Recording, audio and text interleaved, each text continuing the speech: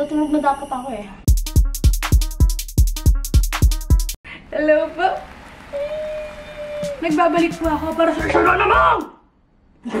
Kung katulad mo ako na isang katutak na cravings ang dumadating sa akin hating gabi at ang laman parang FYP ko ay lahat ng tao umuya, nagbumukbang, nag-ASMR. Nako, pinagsama-sama ko na para sa inyo. Kinaibahan lang ng mukbang ko para sa araw na to. Hindi pwedeng nanonood ka lang. Ikaw sabayan mo ko. Hindi ako pwedeng mag-isa dito. Tara na. Kumuha. Ganyan. Ganyan. Unting hakbang lang sa res. Tara. Magmukbang na tayo, friends. Bago ako magsimula, gusto ko muna sabihin na itong mga to, hindi to mga stock knowledge. Nagtanong ako sa Instagram story ko kung ano ang mga midnight snack cravings nyo tuwing gabi. Kunyari, naghihingi lang ng ideas kung ano kakain ko sa gabi nyo. Pero hindi. Para yun sa mukbang na gagawin ko ngayon. At ayan, nilista ko po isa-isa. Nakatali pa yan. Kala mo, election eh. Meron akong 7 naka-highlight kasi yun yung mga top na syempre dapat makasama. Pero mukha bang 7 lang to? 7 po. Pinagbigyan ko yung iba na parang, uy, gusto ko rin yan ah. Sige nga, dadagdag ko. Uy, same. Sige, ako na nga din. Kaya ito na po. Maraming nagsagot na kung ano nung brand ng mga chichirya. Pero personally, ako ito yung madalas yung kinakain na chichirya. Martis, pati Cheetos. Nagkamot na lang, May. Coke, kasama ng McDo. Meron ako dito cereal kasi ewan ko kung ako lang ba. Pero mas masarap yung cereal pag gabi. Natry nyo na ba yun? Kung hindi, itry nyo. Itry mo. Itry mo. Meron ako dito tahin. Wala lang. Pa-cool. Popcorn na. Sige na, parusahan nyo na ako. Pero sa totoo lang, mas madalas akong kumain ng popcorn kaysa sa peanut butter. Kaya kong kumain ng 10 kaldero ng popcorn. Hindi mo makita yon? Sabihin nyo lang. Sabihin nyo lang. Syempre, hindi mawawala ang pambansang midnight snack ng Pilipinas. Opo, ang pansit canton at pinritong itlog. Yung ibang mga respondent. Yung ibang mga sumagot sa akin, sabi nila runny yolk o kaya hard-boiled eggs. Hindi ako marunong gumana soft-boiled eggs. Turuan nyo ako sa baba, please. So, ito, balot na lang ng pansit canton. At isa pang balot ng pansit canton. So, tanggalin na natin yan. Peanut butter din hindi mawawala sa bawat video ng ating Kelly Marie. Second name reveal. Meron ako itong burger. Ikwento ako dito. Mamaya ngayon. Fries ng McDo kasi for some reason, pag hating gabi, hindi na open yung potato corner. So, McDo, why not? At ito, hindi ko naiintindihan eh. Ba't ang daming sumagot ng samyang? Paano kayo nakakatulog ng mahimbing? Ito naiintindihan ko pa. Samyang carbo. Pero, sure tayo dyan. Sure tayo dyan. For my drinks, meron ako itong Sprite, pati itong candy can birthday cake. Nabi ko sa Landers, medyo matagal na tayo nakasarap kaya isama ko lang dito. Syempre, meron din ako ditong vanilla ice cream. It's only vanilla and cookies and cream, nothing else. And yes, yun na ata lahat. Wala naman akong hinihintay pa kundi ito na magpabukas at magpainom.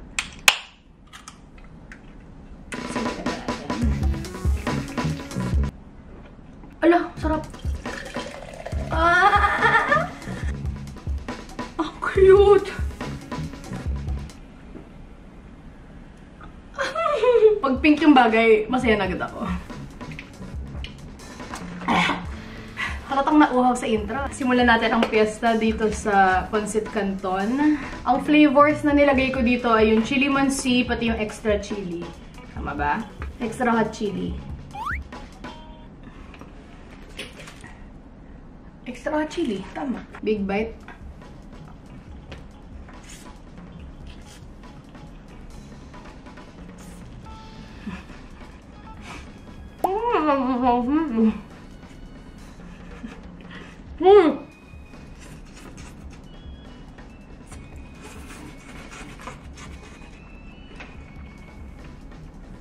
Parang walang katapusan yun na. Parang nakain ko agad yung 10 pakete. First time ko atang kakain ng Pansit Canton na may runny yolk. Kaya, taste test. And to be honest, nung nagkaroon ako ng Pansit Canton face ko, parang merienda namin siya kinakain.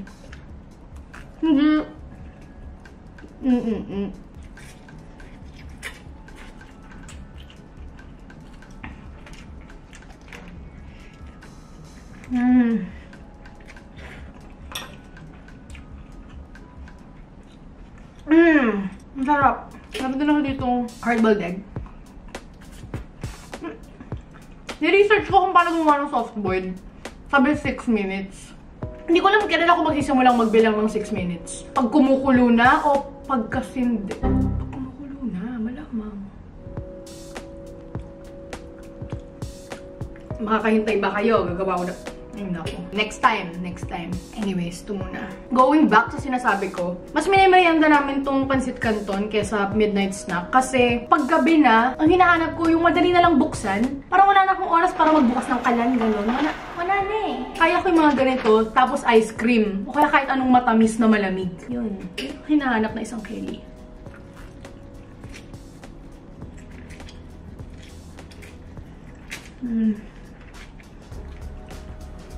Minsan naman, matamis na malamig kasi kala ko yun lang gusto ko. Pero hindi. Pagkatapos yung gusto ko bigla ng maalat. So pagkatapos ng maalat, maghanap ako ng matamis na malamig. Kaya yung mga naluma ng chocolate na sa ref. Doon nagagalaw yung mga chocolate eh. Pag feeling mo desperado ka na.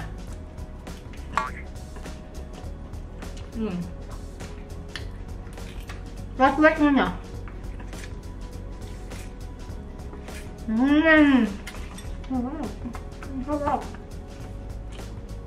Parang hindi ko lang masyadong malasahan yung extra hot chili. Ano daw? Masyadong malasahan yung extra hot chili. Ulit. Ito na. Hindi ba kayo makinig ng rat? Una, plano ko, nuggets, chicken burger, yung ano nila, sandwich. Fries, sundae. Hindi para sa akin yung sundae, para sa nanay ko. Tapos itong coke. Tapos, siyempre, pag mag-vlog ako, tina-timing ko talaga yung pag-order para mainit-init pa. Parang ngayon, medyo mainit pa tong fries. Tapos, ayun, tamang-tama, sakto. Naka-ready na, nahalo ko na yung mga samyang natin dito. May sauce na to, yung popcorn ko, napaputok-putok ko na.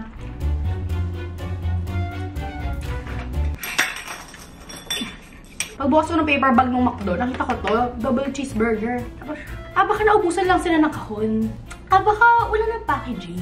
Understanding naman ako, baka lang yung nuggets nila doon na lang nila nilagay. Pero pagbukas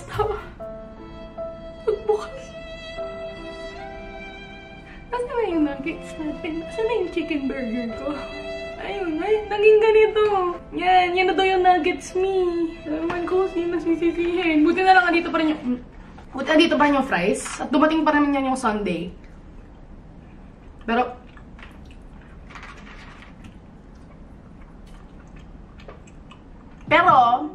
ang silver lining dito, wala pala sa top ang ating nuggets. Gusto ko lang talaga mag-nuggets. Yung naka-highlight burger. Kasama pala sa top 10. Siguro, the universe telling me na, hoy, mali. Tama pala sa burger. At yung burger na yan, hindi ako mahilig dyan. Taste test ko lang. Kasi ang umorder nito kapatid ko, hindi ako. Nakatalaga yung nuggets. Siguro kagatan ko lang. Tapos balik ko sa bigay ko. Ayan. Para din naman makontento yung mga nagbaburger dyan paggabi para sa inyo to.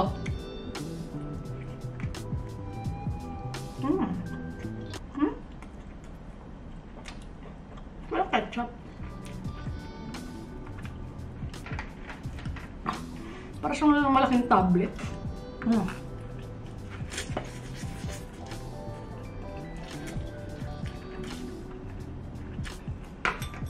Sarap! Pagkalan. Okay, habang maaga pa, mag-adjust na ako kasi parang medyo makalat ang butong eating area natin. Ang sarap nito. Highly recommend. Birthday cake. Okay, next. Para sa inyo to, sa mga taong hindi ko naintindihan kung bakit nyo to imi-midnight snack.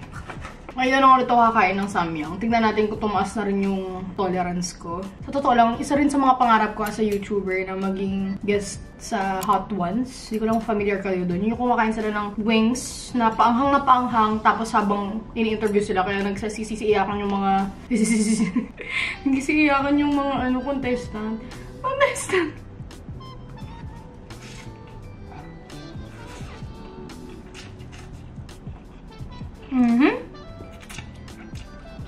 Ayun, we meet again.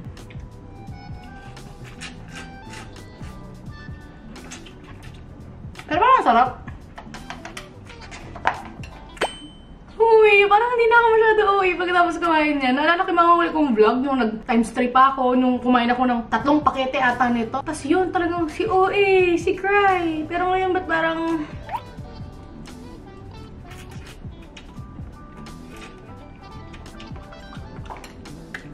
Yun. Medyo nauhaw pa rin naman ako dun. Next, yung pinakamasarap, in my opinion, na flavor ng Samyang. Oh my god, namiss ko to.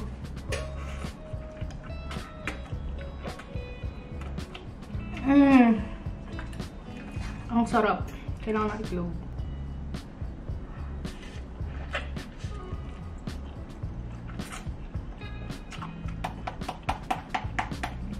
Ito yung hindi ko pa ata natatry na may peanut butter. Alam ko ito tapos na eh. Bigay ito sa akin ni Tita Nene, pati ni Hannah. Kasama ko sa vlog ko. If I'm not mistaken, galing pa to sa Boston, kung saan sila nakatira. O baka gawa-gawa ko lang yun. Baka nabili lang pala nila sa Pure Gold. Alam nyo, medyo lucky enough ako na hindi ako masyado nakakakuha ng mga intense haters. Pero minsan meron ako mga hater na sarap na sana ng kain niya eh. Pero pag nilalagyan niya ng peanut butter, nawawalan na ako ng gana. Me? Bakit mo ako pinapakilaman? Pinakilaman ko ba kung paano ka kumain? Diyos ko, nakaka-stress kayo. Paano kung dito ako masaya? Anyways.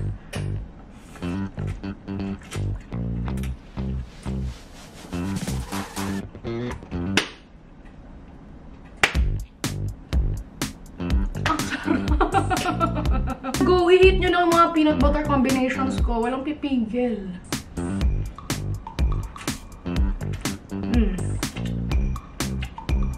Ang sarap. Ang sarap. Medyo napaghahalataan dito sa video natin kasi mas ginagalaw ko to. Kasi ito nga yung hindi karaniwan ginagawa ko midnight snack at namiss ko lahat sila. Para silang mga merienda ko lang. Pero ito kasing mga to, parang everyday. Everyday kami nagkakaharapan nito eh.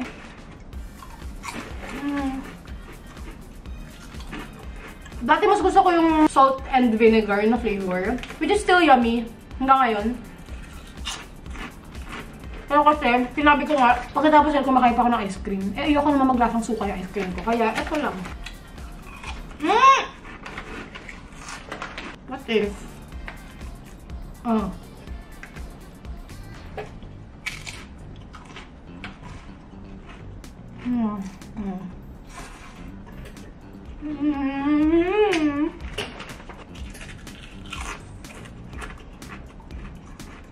Gutuwa ako. Sarap na chichirya, itong Cheetos Puffs na sweet and spicy.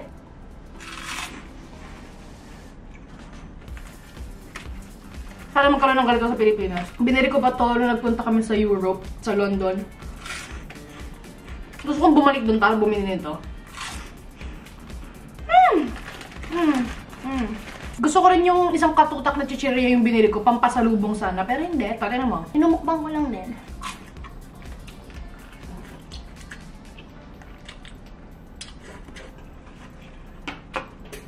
So yummy. Peanut butter plus Cheetos.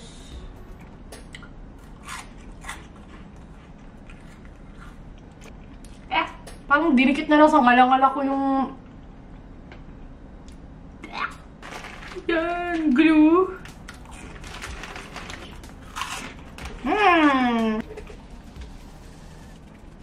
Ano ba yun? Nakalinya tayo? Ba't isa-isa tayong disiplinado? Popcorn, my favorite.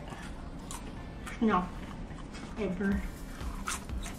Ito, may share ako sa inyo. Ginigate-keep ko to eh. Pero pag gumagawa ko ng sariling popcorn sa bahay namin, kasi nga para mas marami. Wala kami dito ngayon, pero yung ginagamit ko na powder, kung may malapit na Pure Gold sa bahay nyo, sour cream. Lalagay ko na lang dito yung picture. Sobrang perfect niya with popcorn. Para sa akin kasi, mas pinipili ko yung cheese o barbecue. Kasi ngayon, madaling pasarapin. Pero ang sour cream, mahirap makahanap ng masarap na sour cream eh. Pero yun masarap. Ito nga muna. Balik tayo dito.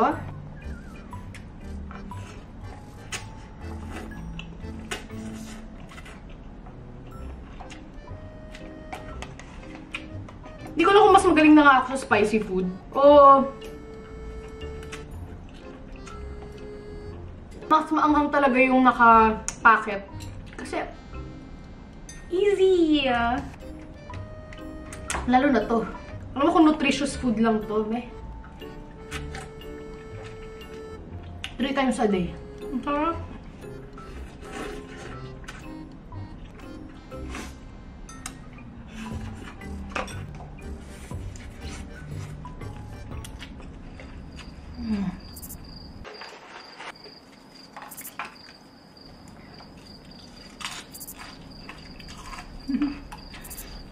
Alam mo, nananahimik na ako. Sabihin, inisip ko na ice cream. Pagkatapos yung mga alat na yon.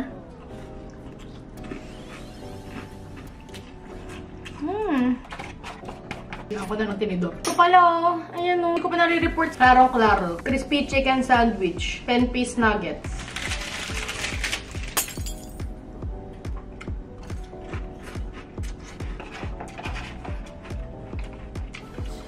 Alam nyo, sa bahay namin, kasi ako, ayaw ko sa daga. As in, pinaka-ayaw ko sa daga pala. As in, mas okay pa ako sa ipis. Ang kadala. Mas okay pa ako sa mga lumilipad na ipis, sige. Pero pag daga, Meron time, nagkadaga sa bahay namin. Alam mo yung nakikikain din ng Martis. Alam mo yung nakiki-midnight snack din sila. Pero feeling ko kasi, kaya matagal na silang wala. Nakulala nila, yung palaban nila, kung daga ka at matakaw ka, hindi mo alam ang kinakaharap mo sa bahay na to. Kung daga ka na matakaw, mas daga ako. Mas daga ako. Kaya mo ba itong kainin? Daga? Hindi. Kaya mo magbukbak? Hindi. Kakagat ka lang. Kaya yun, lumipat na sila ng mga bahay. Hindi na may kakaroon ng daga. Kasi ako na yun. Alam mo? Sige, move on po tayo. Move on po tayo sa next snack natin.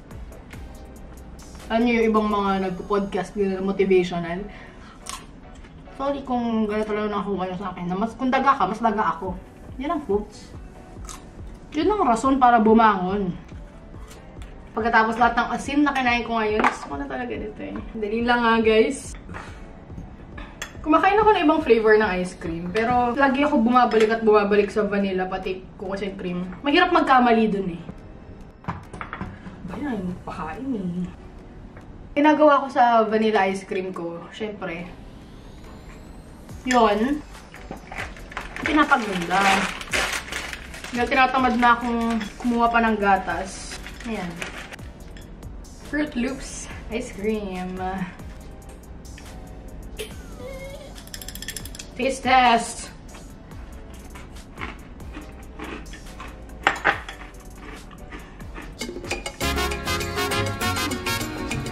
Ibang klase ring midnight snack to eh, no? Parang best binibigyan lang ng energy eh. Paano makakain kung may 3 pansit sa tiyan mo eh. May Martis, may itlog, may ice cream, may cereal, may popcorn, may fries, may peanut butter. Ano ko din? Alam nyo ba? Kayo na umaga? Share ko lang, dito na rin tayo eh. Nanaginip ako ng malala na kasama ko yung lahat ng high school friends. Hindi ko sila friends. Kasi nandun ako kung saan ako nag-aral nung high school ako. Tapos, kasama ko lahat nung hindi ko ka-close. Lahat ng mga, doon ko lang ulit nakita yung mga mukha nila. Tama, nakapikit ako sa kama. Weird lang na. Kabisado ko pa, pati ano nila, pati nickname nila. Kasi kung ano yung pangalan na ginagamit pag sa bahay sila. Hindi ko naman alam ko yun. Ano meaning yun? Miss ba nila ako? Miss ko ba sila? Hindi. Pero wala man lang doon yung mga barkada ko. Kaya kompleto, lahat ng mga taong hindi ko man lang nakausap o naging kaklase. Kakalo ka. Kaya ang bilis ko bumangon na parang ano ba yun? Pagising ko parang, yun ang pagkat. Tama na. Kasi doon, close kami. Ilang taon ko na rin silang hindi nakita.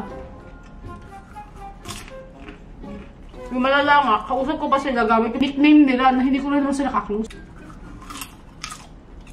Yung iba doon kasi, yung tipong hindi ko pa sila friends sa Facebook hanggang ngayon. Ganun. Andoon. Mapapakay ka na lang talaga. Masakap. Ito ding tahin, bigay lang sa amin. Auntie Mats. Hello. I love it.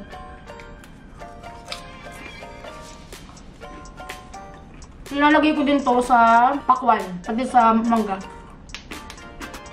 I recommend. Sabi sa inyo, parang dinululok ko lang to eh. Yan, wala yan, wala yan. 10 niyan, kaya ko.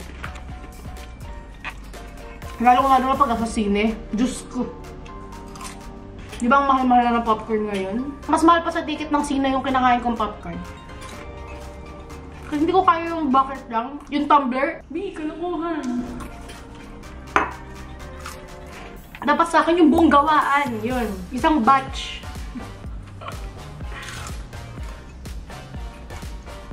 Kaya ikaw, pag na-meet kita sa totoong buhay, kung gusto mong close agad tayo, kung gusto mong ganyan agad tayo, sabihin mo, out of nowhere, sabihin mo, mahilig ako sa popcorn. Best friend. Yung malala pa dito, yung mga hindi pa pumuputok, yung naiwan sa ilalim ng kaldero, kinakain ko din yun. At minsan, bawat kagat ko ng mga ganun, kinakapa ko yung ngipin ko kasi sure ako, any moment, basag. Ay, walang magugulat pag nabasag na tong ngipin ko. Wala. Dahil andyan ka pa. Maligo tayo ng peanut butter.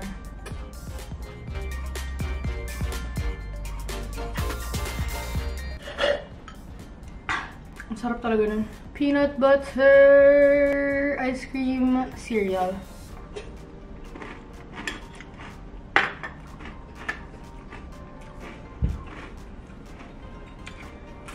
Pag ginagawa ko yun, tapos sobrang sarap, pili ko chef ako.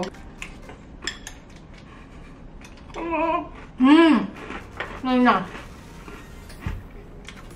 Itong parting to, yung, alam mo yung naumay ka na sa kinain mo. Kaya yung mata ko parang gumagano na. Nandun ako sa sopa, tapos gumagano na. Ano ba pwede kainin dyan? X-ray. Ganon. Ano pa pwede kainin dyan? Team Chewy, Team Blue, Team Red, o Team Brown. Comment sa baba. Kung Team Red ka, bestie!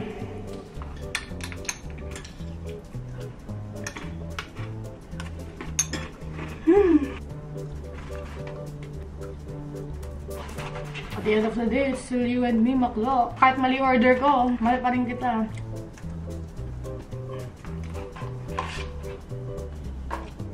Last bite.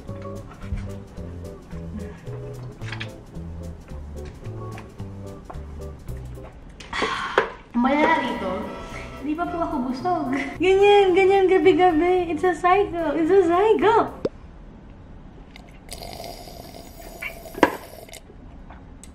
Kung umabot ka rin sa parating to, go comment below a pink heart emoji. At i-like mo na rin to. May pinapagawa, no? O siya, mauna na ako, friends. Mahal na mahal ko kayo. And I'll see you in the next